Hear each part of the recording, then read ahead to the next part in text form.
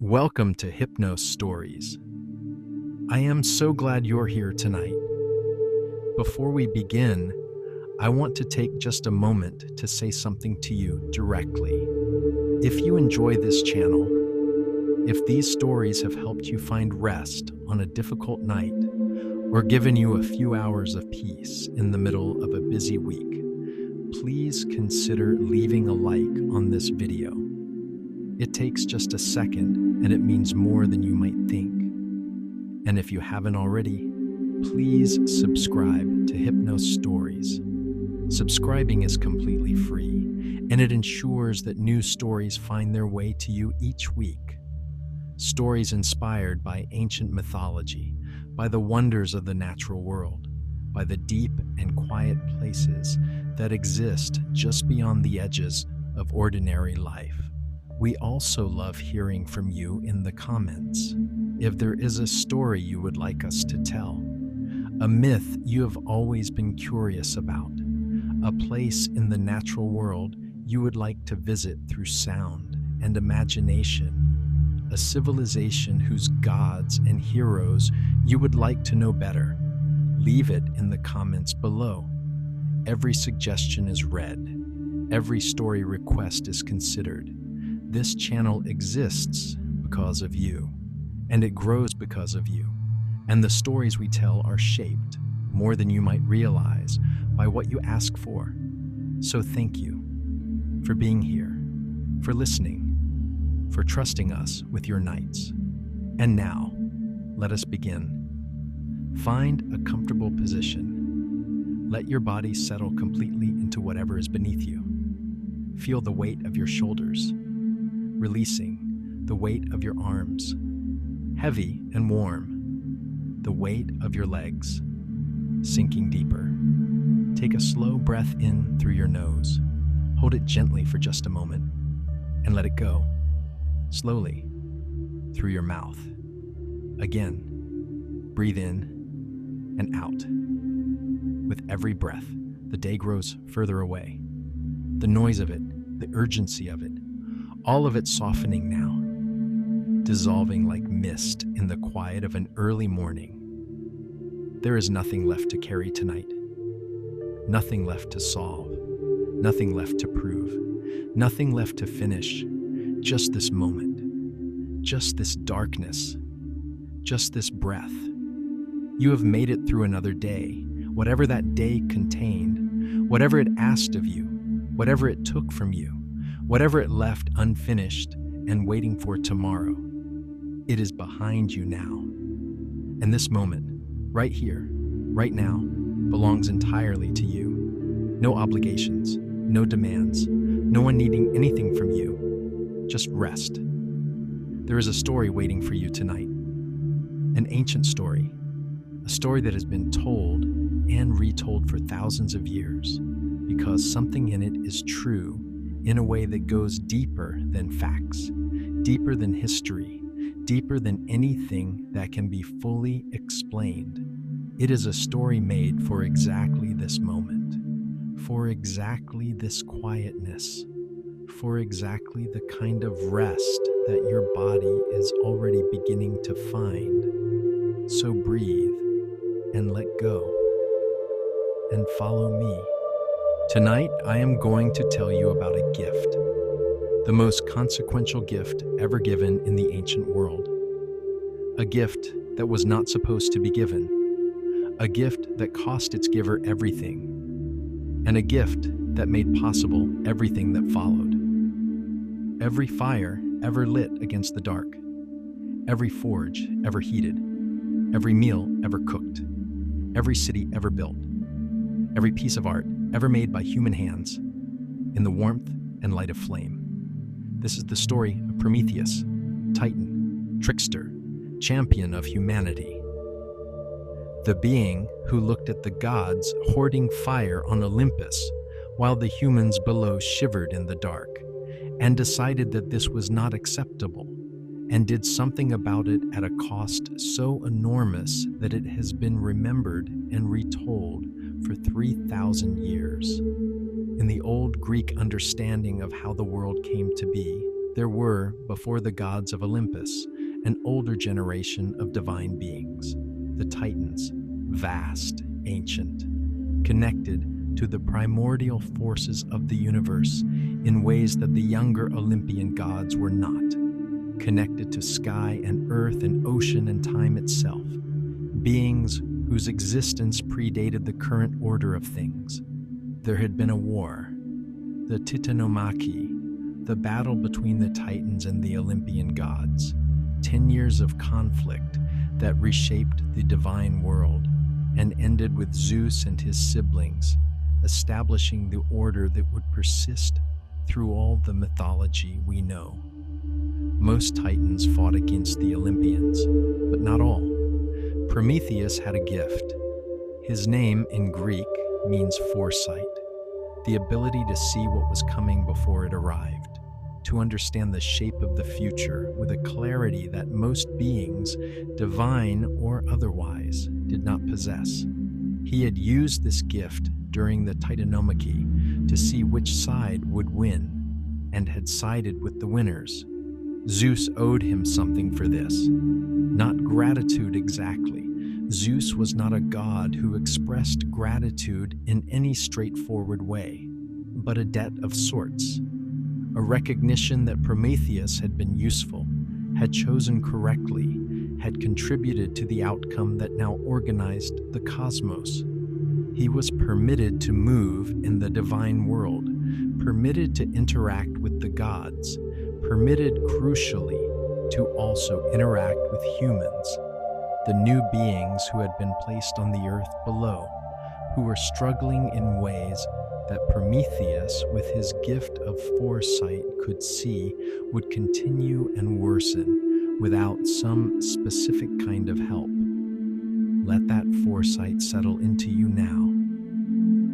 The particular clarity of seeing what is coming, and the weight of knowing what needs to be done about it. Breathe and rest. In some versions of this story, Prometheus did not simply advocate for humans. He made them. From clay and water, from the earth itself, he shaped the first human beings and breathed life into them, giving them the upright posture that distinguished them from animals, the hands that could make things, the faces that could look up at the sky. Athena, goddess of wisdom, breathed a soul into these clay figures. And so humans existed, the collaborative creation of a Titan's hands and an Olympian's breath. From the beginning, Prometheus was invested, not in the way that a craftsman might feel investment in a well-made object, in the way that someone who has created something feels responsible for it. The specific weight of having brought something into existence that is now vulnerable, that depends on conditions it cannot control, that will suffer or flourish based on what it is given and what it is denied. The early humans were, by the standards of the ancient world, extremely poorly equipped. They had no claws, no fur, no particular speed or strength compared to the animals around them. No venom, no armor, no natural weapons of any kind. What they had was intelligence, the capacity to think, to plan, to make things, to remember and to pass on what they had learned. But intelligence without tools is limited, and the most fundamental tool, the one that preceded and enabled all others, was fire. Fire that could warm them in the cold. Fire that could cook their food and make it safe to eat.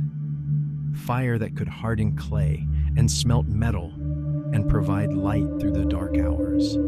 Fire that was, in the ancient world, not simply a practical necessity, but a marker of the boundary between human and animal, between civilization and wilderness, between the state of being cold and alone in the dark and the state of being able to gather around a shared warmth and build something together.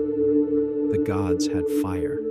On Olympus, the divine forges of Hephaestus burned constantly, producing the weapons and armor and extraordinary objects that filled the halls of the gods. The humans below had none. Prometheus watched this from whatever vantage point his divine status gave him, and he felt something that the old texts struggle to name precisely. Something between grief and fury, and the specific frustration of someone who can see a simple solution to an enormous problem, and is watching that solution be withheld for reasons that have nothing to do with whether it would help. Let that frustration settle into you now. The particular weight of seeing what is needed and understanding what stands between the need and its fulfillment. Breathe and rest. Prometheus went to Zeus. He made the case for giving humans fire. He laid out the argument carefully, as someone with foresight would lay out an argument, not simply appealing to compassion, though compassion was part of it, but showing the consequences, the shape of the future with and without fire, the difference between a humanity that could develop and a humanity that would simply struggle and suffer and die cold in the dark. Zeus refused. The refusal was not simple cruelty, or at least not only cruelty.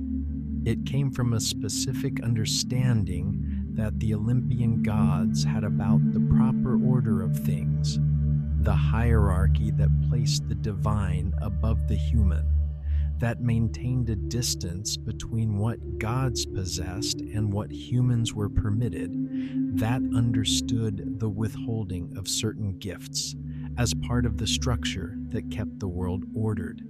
Fire was not simply heat and light. Fire was power, the power to transform things, to make things, to consume things, to change the world.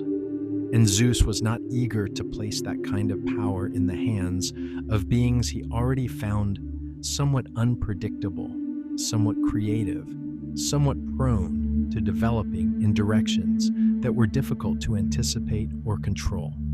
No, he said. Prometheus heard the no. He considered it, and then he decided that the no was wrong. Not simply inconvenient, not simply frustrating. Wrong. In a way that made compliance impossible for someone with his particular nature, his particular care for the humans below, his particular clarity about what the withholding of fire would cost them, his particular willingness to act on what he knew rather than accepting what he was told. He climbed Olympus, to the place where the divine fire burned. He carried a hollow fennel stalk. A fennel stalk can carry an ember inside it, insulated from the air, burning slowly within the pith, preserving the fire without showing it to casual observation. He took the fire, he hid it in the stalk, he carried it down from Olympus, and he gave it to humanity. Let that moment of decision settle into you now. The moment when the wrong of a situation becomes clearer than the authority of the one who imposed it, and the choice is made anyway. Breathe and rest. The first fire on earth. The old stories don't describe this moment in detail, and perhaps the lack of detail is appropriate. Some moments are too large for description, too fundamental for narrative embellishment. The humans received fire. They learned to use it. They built hearths at the center of their homes.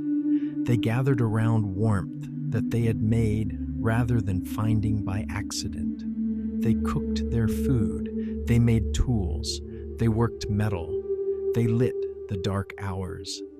Everything that followed, every civilization, every art, every technology, every moment of human warmth and creativity, and the specific pleasure of doing something with your hands that produces something new. Everything followed from this moment.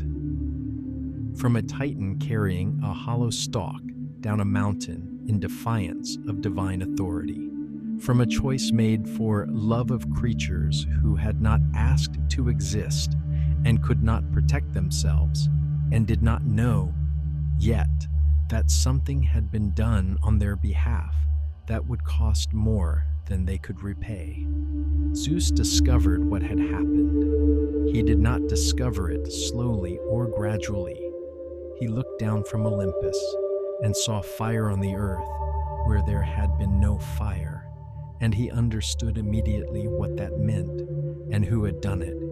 His anger was enormous, not because the humans having fire was, in itself, a practical problem for the gods, but because the order had been defied, because Prometheus, who owed his current position in the divine world to the fact that he had chosen the winning side in the Titanomachy, had now chosen against that side, had looked at the hierarchy and decided that his own judgment about what was right outweighed the authority of the hierarchy, had acted on that judgment without permission or hesitation.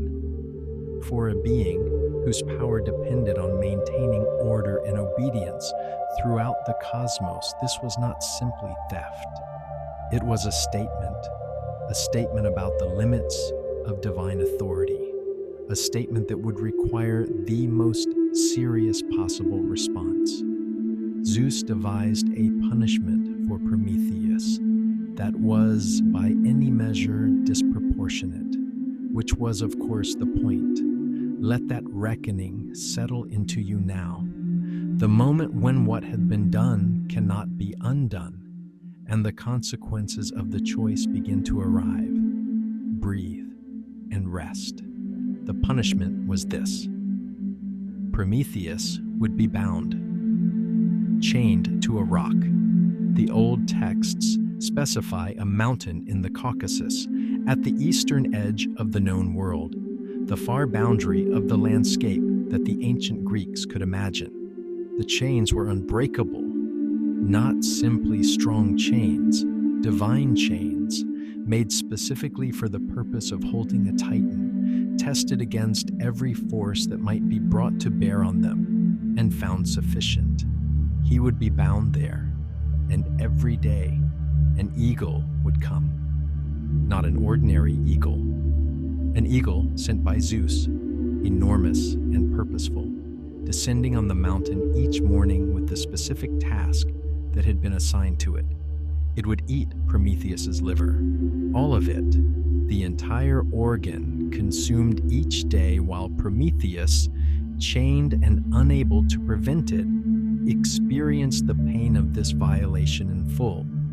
And then, because Prometheus was divine, because his body did not follow the mortal rules that would have made such a wound simply fatal, the liver would grow back overnight, completely, ready for the next morning, ready for the eagle to descend again. This was the punishment, not a single event, not something that would end, a repetition without limit of the same violation every day, in the same place, on the same body, for as long as Zeus intended it to continue, which, at the time he imposed it, appeared to be forever. The liver was chosen specifically in the ancient Greek understanding. The liver was considered the seat of life, the organ most connected to the vital force of a living being. To consume it daily was to attack the core of what Prometheus was. Every day, again, without mercy, without end. Prometheus bore this. He bore it because he had no choice. The chains were unbreakable. The eagle was regular. The liver grew back with the specific cruel efficiency of divine biology. But he bore it also, the old stories suggest, with something more than simply the endurance of someone who has no alternative. He bore it with the knowledge that what he had done was right, that the fire was burning on the earth below, that the humans were warm, that the gift had been given and could not be ungiven, that Zeus could punish the giver, but could not undo the giving, that the most important thing had already been accomplished before the chains were ever fastened. Let that endurance settle into you now. The knowledge that sustains someone through suffering that cannot be shortened, the specific peace of having done what was right, even when the right thing costs everything. Breathe and rest. Prometheus had another gift besides foresight. He had knowledge of a secret that Zeus needed, a prophecy. And in the Greek world, prophecies were not simply predictions, but something closer to structural truths about the nature of reality, facts about the shape of what was coming that the universe had, in some sense, already decided. The prophecy concerned Zeus himself. It said that Zeus would be overthrown, not necessarily soon, not necessarily by any particular being, but overthrown as his father Cronus had been overthrown, as the Titans had been overthrown. The pattern of succession that had already happened twice in divine history would happen again, and the specific mechanism of his overthrow would be a son born of a particular divine being whose child would be greater than the father. Zeus did not know which divine being this was, and Prometheus did. This knowledge was, in its own way, a chain more binding than the physical ones on the mountain. It kept Zeus from simply killing Prometheus, from finding some way to end the punishment that was not release, but extinction. Because dead, Prometheus would take the secret with him. And Zeus could not afford to have that secret die unshared. So the punishment continued. The eagle came. The liver was consumed and regrown. The Titan endured. And Zeus, who had imposed a sentence he had described as eternal, found himself in the position of needing something from the being he had condemned. There is a particular irony in this that the Greeks clearly relished. The king of the gods, omnipotent and sovereign, and the architect of the most disproportionate punishment in all of mythology. Dependent on the cooperation of the prisoner he had created, power and knowledge in permanent uneasy tension, neither able to fully overcome the other, the punishment continuing, the secret held, until eventually the intervention that ended both. Let the balance of power settle into you now, the way knowledge protects even the vulnerable, the way no authority is quite as total as it presents itself to be. Breathe and rest.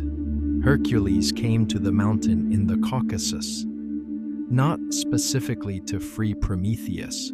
He was on his own journey, undertaking his own tasks, moving through the world with the particular driven purpose of someone working through something enormous and necessary. But he came to the mountain, and he saw what was there: the Titan chained, the eagle descending, the repetition of suffering that had been ongoing for what the texts variously describe as thousands of years. Hercules did not ask permission. He shot the eagle. The arrow found it as it descended on its daily visit, and the eagle fell. And the daily violation that had been repeated without interruption for longer than most civilizations had existed simply stopped. Then he broke the chains. Hercules, who had held the sky on his shoulders, who had wrestled Cerberus with his bare hands, who had, in the course of his 12 labors, encountered and overcome every kind of physical impossibility the ancient world could offer, turned his strength to the chains that bound Prometheus and broke them. And Prometheus was free.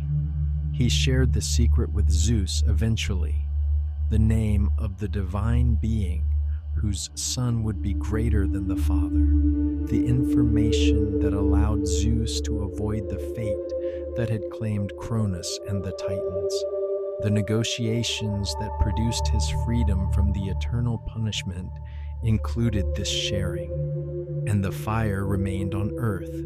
No part of Prometheus's freedom required the taking back of the gift. The gift was permanent. The fire burned on, and somewhere in that burning, in every hearth fire, in every forge, in every candle lit against the dark, something of Prometheus persisted, not literally, but in the sense that every use of fire is, at some level, an act of continuing the choice he made. Every time a human being lights something against the darkness, they are repeating the gesture of the Titan who carried a hollow stalk down a mountain because he believed that warmth and light were things that the beings he had made from clay deserved to have. Let that continuation settle into you now. The way a gift persists long after the giver, the way fire passed from hand to hand across all of human history, still carrying somehow the warmth of the moment it was first given. Breathe and rest. The story of Prometheus has been retold more times, in more forms, across more centuries than almost any other story from the ancient world. The reasons for this are not hard to find. It is a story about the fundamental human, or in this case, the fundamental divine, impulse to give what is needed to those who need it, regardless of what authority says about whether the giving is permitted. It is a story about the cost of that impulse. The chains were real. The ego was real. The daily pain was real. The thousands of years of endurance were real in the context of the mythology, in the sense that the old storytellers intended them to be felt as real. This was not a painless act of generosity. It was not a gift given easily or at small cost. It was a choice made with full knowledge of the consequences. Prometheus had foresight. He knew what Zeus would do. He gave the fire anyway. This is why the story has lasted, because it names something that exists in human experience, the choice to do what is right when the cost of doing it is real and serious and not a metaphor. The choice to give what is needed, even when giving it will cost you. The choice to look at the order of things and decide that the order is wrong and act on that decision rather than accepting what you have been told. The Titan on his mountain, chained, looking down at the fires burning on the earth below, the fires that would not exist if he had not climbed Olympus with a hollow stalk, was not a figure of despair. He was a figure of satisfaction, not contentment, not happiness, not the simple pleasure of a comfortable life, but the specific deep satisfaction of someone who has done what they came to do, who has paid the price that the doing required, and who can look at the result, the warmth, the light, the fires burning in the dark, across the whole of the human world, and understand that it was worth it, that it is always worth it. The fire still burns tonight. Somewhere, right now, in the world outside this room, a fire is burning. And in it, in all of them, in every flame that has been lit since the first one, something persists of the choice that was made on a mountain a very long time ago. The warmth you feel tonight is connected through a chain of 10,000 generations of fires passed from hand to hand to a Titan who decided that the creatures he had made from clay deserved to be warm. And now the story is complete. Prometheus rests. The chains are gone. The eagle does not come. The fire burns on the earth below. as it has burned since the day the hollow stalk was carried down the mountain, and you rest now in the warmth of your own fire, in the light that has always been yours, passed down through more hands than anyone can count, still burning, still warm, still after all this time, a gift. And so the story ends, as all stories must end, not with a final tidy resolution that leaves nothing unresolved, but with the quiet sense that something has been completed, that a journey has been made, that you have traveled somewhere ancient and returned gently to this moment, to this darkness, to this warmth, to this slow and steady breath. Your body is heavy now. Your mind is still. The thoughts that were moving through you when this evening began have settled, the way leaves settle after a long wind has passed through them, slowly and completely, until the air is still again, and the only sound is the quiet of a world at rest. There is nothing left to carry, nothing left to figure out, nothing waiting for you in this moment except the rest that your body has been asking for, and that you have finally given it permission to take. You have done enough today. You have been enough today. Whatever the day asked of you, you met it. And now it is time to let the day go, completely, without reservation. The way the sun lets go of the sky each evening, completely and without hurry, trusting that it will rise again when it is time, trusting that the night will hold what the day has released. Let your breath find its own rhythm now, slower than before, deeper than before, the breath of someone who is no longer trying to do anything at all, just breathing, just being, in and out, in and out. The ancient world is quiet tonight. The gods have returned to their halls. The heroes have found their rest. The rivers and the forests and the deep places of the earth are still. And you are part of that stillness now, held by it, carried by it, safe within it. There is nowhere you need to go tonight, nothing you need to become, no version of yourself that needs to be maintained or performed or presented to anyone, just you, here in the dark, breathing, resting, already without any effort at all, doing exactly what you need to do. If sleep comes now, let it come. Welcome it the way you would welcome an old friend arriving after a long journey, without fuss, without ceremony, with only the simple and complete relief of something that belongs arriving exactly when and where it belongs. And if sleep takes a little longer, that is all right too. There is no urgency here, no deadline, no correct pace at which sleep must arrive. Just this breath, and this one after that. Each one carrying you a little further from the day, a little deeper into the quiet, a little closer to the rest that is already waiting for you just beneath the surface of this moment. We will be here again. Another story, another night, another journey into the ancient and the quiet and the true. Until then, sleep well, dream gently, and thank you truly for spending this time with Hypno Stories. Good night.